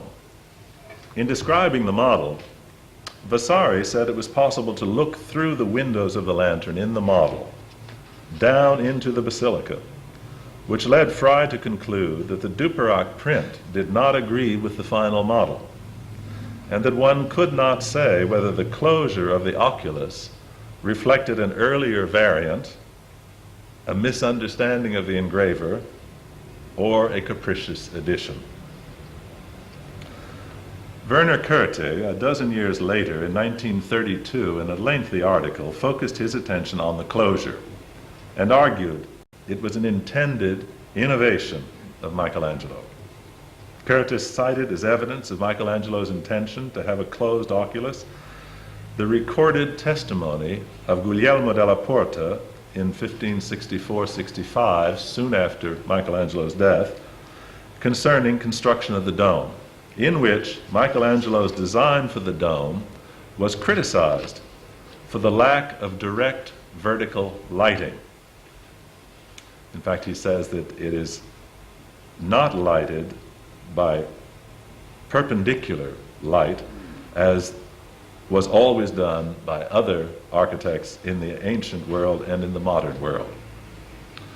Körte then discussed the effect the closed oculus had on designs later, on later designs, on the designs of Giacomo del Duca in his dome for Santa Maria di Loreto, where there is a closed oculus below the lantern, which you see there. It's inside the outer dome, the closed oculus. Körte also cited the closed oculus later in designs for the dome of Sant'Ignazio in Rome, which you see here, a dome that was never executed, but here a closed, an oculus that's closed to the lantern above. As the extended influence of Michelangelo's closed oculus at St. Peter's. Now, 2 years earlier, in 1930, Tolnai had discussed the development of Michelangelo's design for the Dome of St. Peter's, but had not mentioned the closed oculus.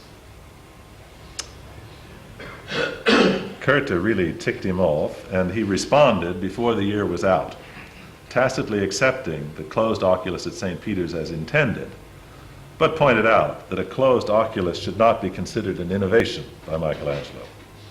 Closed oculi were built in Tuscany, according to Tolnai, well before Michelangelo's design, and he cited the example of the cupola of the sacristy of Santo Spirito in Florence by Cronaca, and it may be hard for you to see it, I'm sorry about that.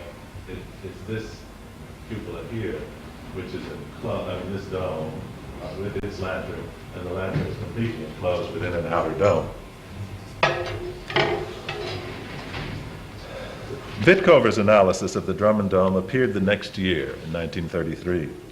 He called attention to Curtis' article for discussion of the closed oculus, and cited as further evidence a sheet in Harlem, which we saw just a moment ago, with designs by Michelangelo for the interior of the closed oculus, or the internal lantern, as he called it, of St. Peter's.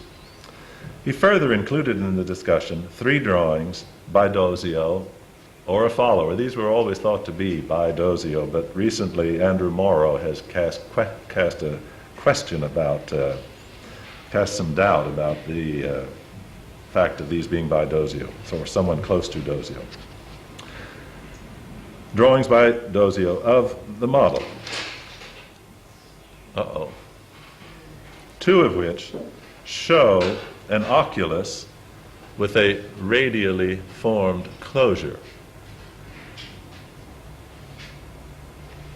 Here you can see in this detail, which was shown the other way around just a moment ago.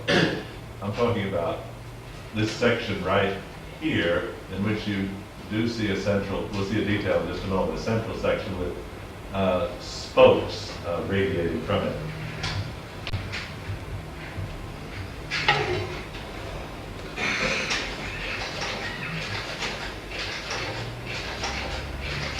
That's nice. One more. Yes, this section here. The same hand, obviously, in the 2 drawings.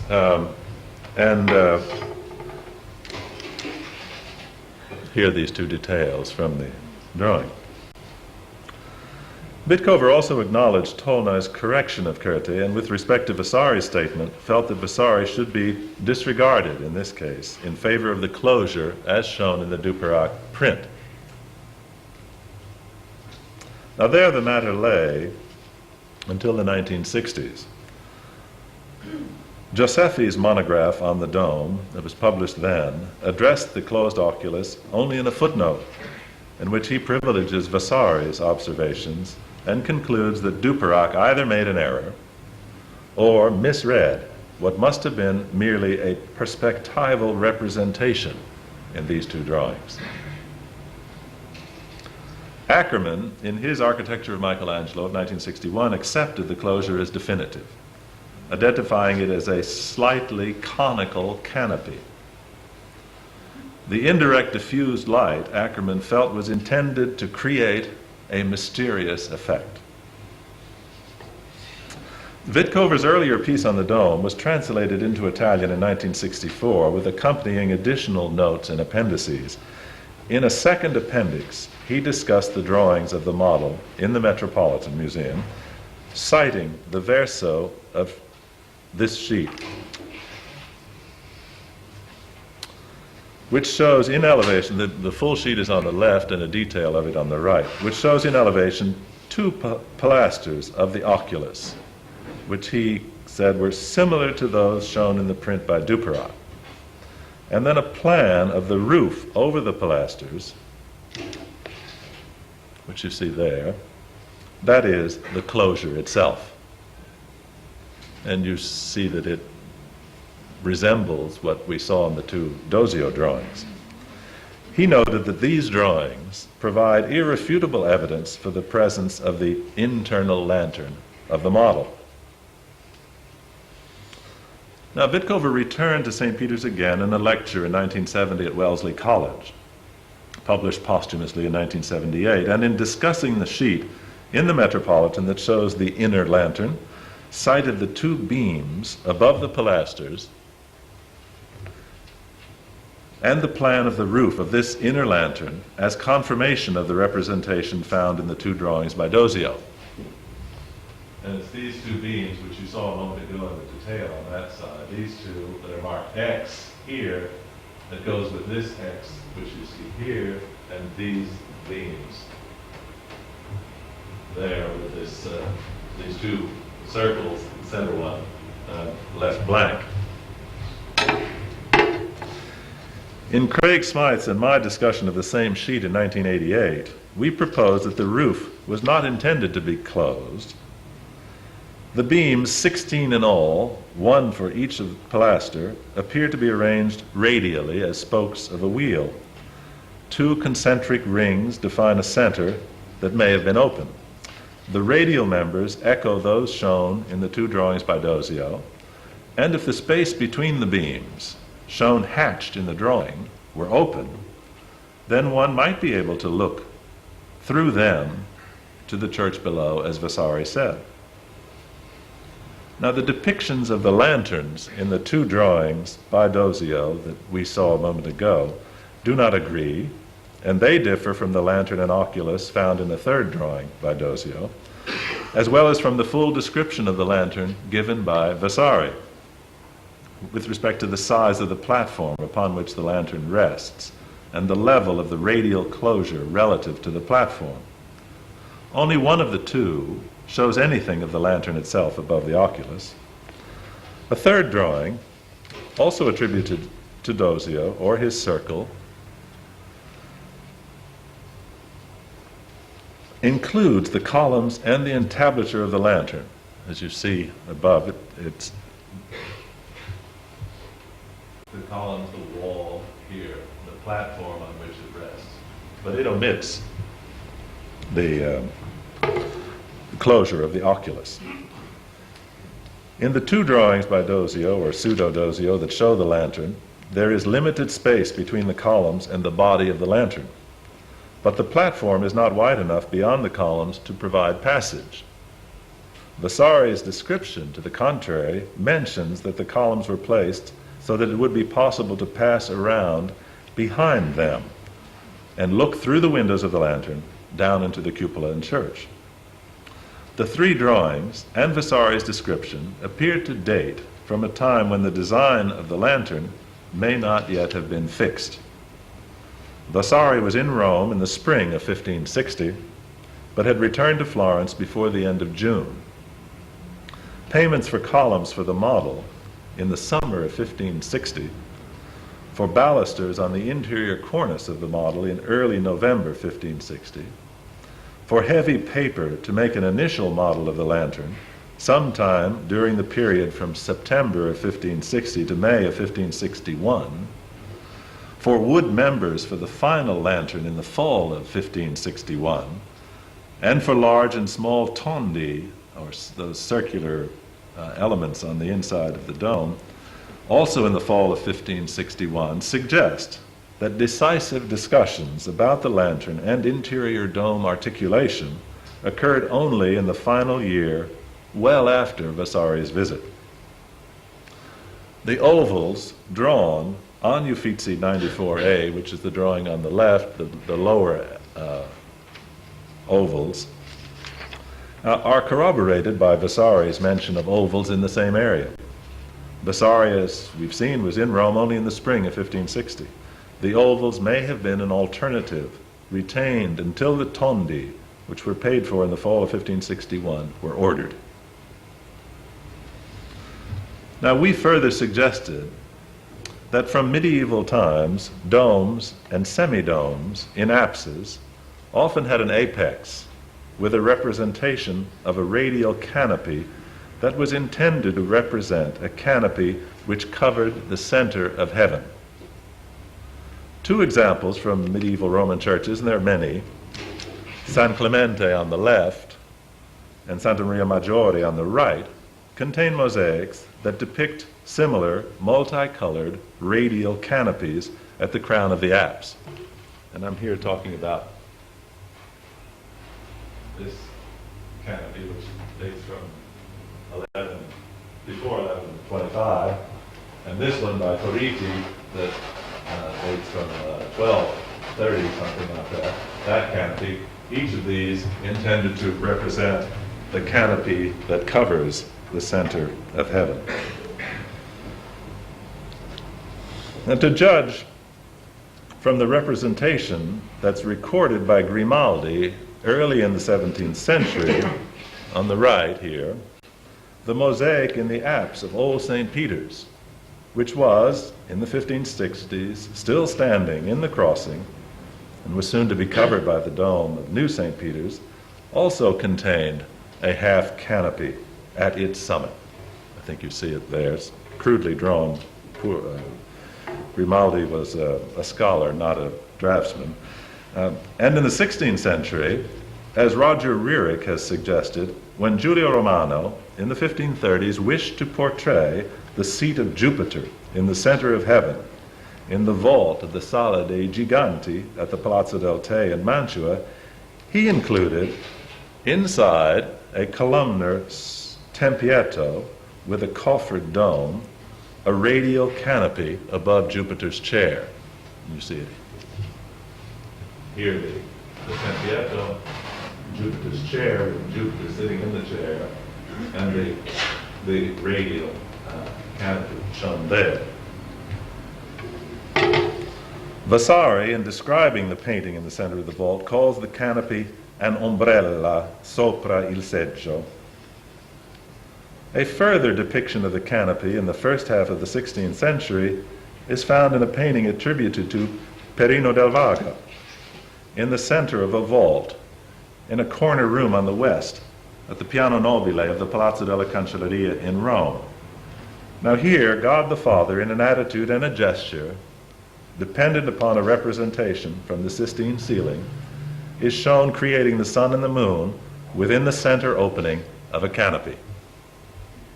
Here it's quite small. I hope you believe me if that shows God creating the sun. And that this is the canopy that surrounds that within the center field of the whole. But it's taken very much from that Sistine ceiling. Now, Karl Lehmann has argued that a canopy which represented the center of heaven was depicted in a number of ancient domes and vaults. Those representations may have led to the depictions in medieval structures. In antiquity, the canopy represented sometimes contained a smaller circular opening in its center.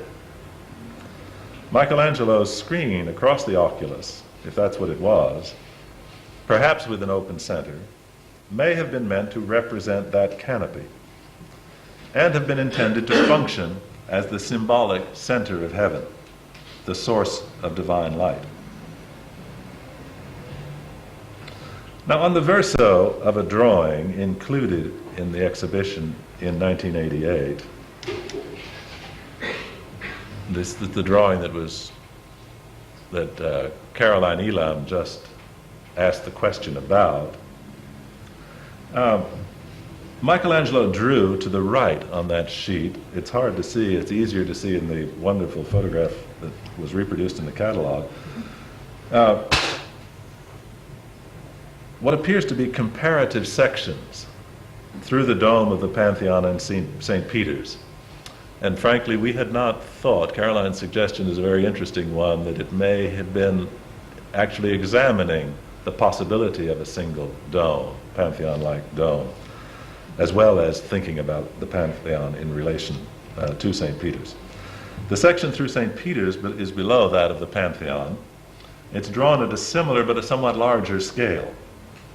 Now, given that each of the representations includes an oculus, Smythe and I turned our attention to oculi and to lanterns. Tracy Cooper, who has been helping us, in discussion with William Lurkey and William MacDonald, two noted Pantheonisti, was led to search for early drawings of the oculus of the Pantheon. In the 16th century, Antonio da San Gallo and an unknown French architect that was first incorrectly identified as Philibert Delorme made detailed drawings of the interface of the oculus.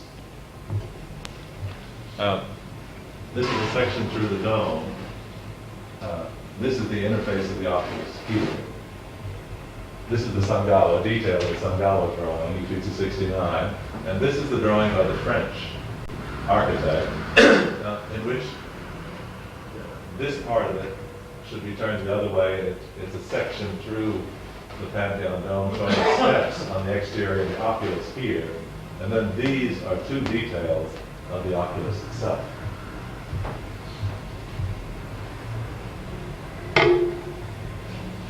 Both Sangallo and the French architect show, in addition to a bronze cornice at the top of the oculus, vertical metal bars that extend below the lower rim of the oculus.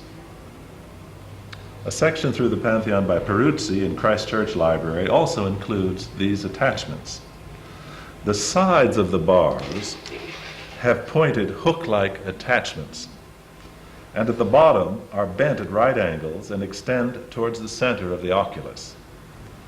The horizontal portion contains a circular hole.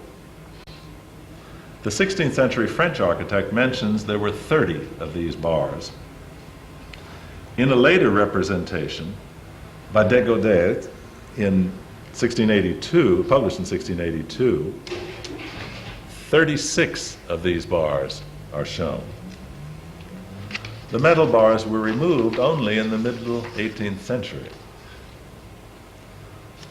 Well, what were they for?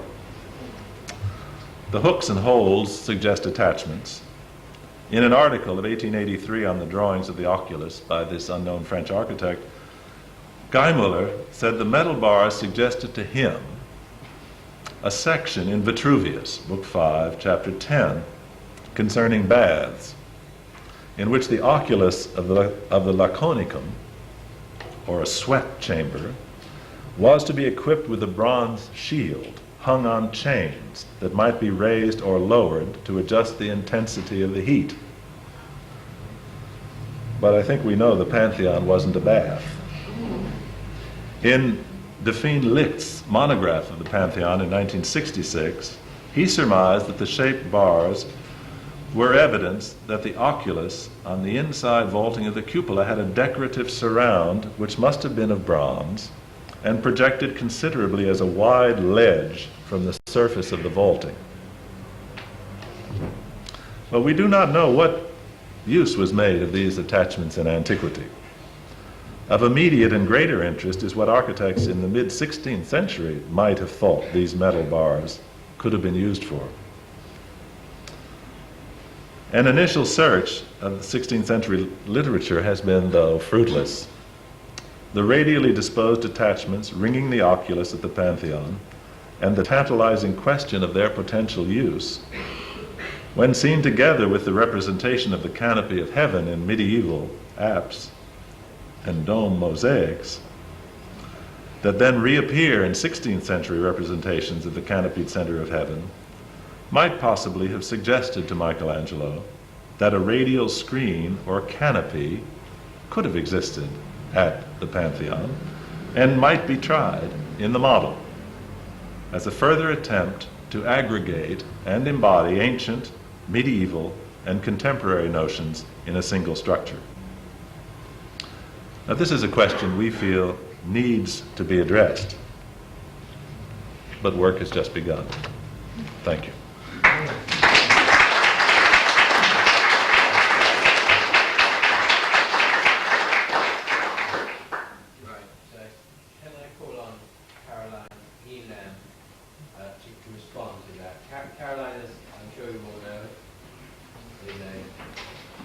Michelangelo scholar, and she is the editor of the Burlington magazine at the present time. Thank you very much.